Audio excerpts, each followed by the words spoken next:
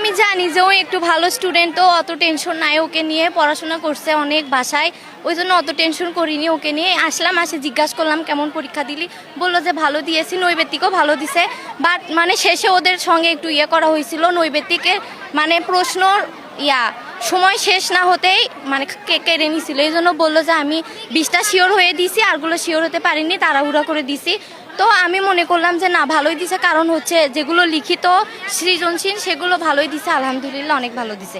আর ওকে নিয়ে অত টেনশন নাই, কারণ মানে আমি জানি যে ওই অনেক ভালো স্টুডেন্ট।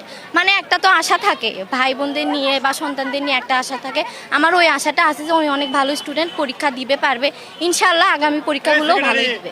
না, বাসায় আলহামদুলিল্লাহ ভালোই প্রস্তুতি নিয়েছে। ওই সারাদিন রাত পড়ছে, এমনকি মানে খাইনি পর্যন্ত। ওর এমনও টাইম নাই যে আমি বলছি যে বলে যে না আগে পড়তে হবে।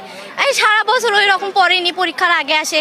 বোঝেনি তো কীরকম স্টুডেন্টরা সারা বছর পড়ে না, সারাদিন ফোন নিয়ে থাকে, ওই পরীক্ষার আগে আসে পড়ে। কিন্তু আলহামদুলিল্লাহ আমাদের স্কুল আলোর মেলা ওটা অনেক ভালো।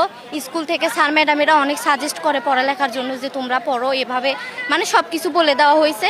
সে অনুযায়ী ওরা প্রস্তুতি নিয়ে আসছে। আলহামদুলিল্লাহ ভালোই হয়েছে, মানে খারাপ হয়নি, স্টুডেন্ট অনেক ভালো। মানে চিন্তিত ছিলাম, মানে চিন্তিত তো থাকবে তাই না, এটা প্রত্যেক বাবা মা বা ভাই বোন থাকে। আমিও চিন্তিত ছিলাম, কিন্তু আমার মনে হয় যে মানে ওই রকম বেশি যে টেনশন ওই রকম না, কারণ আমি জানি ভালো।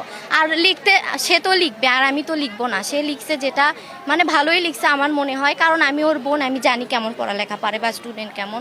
আমার অত টেনশন ছিল না।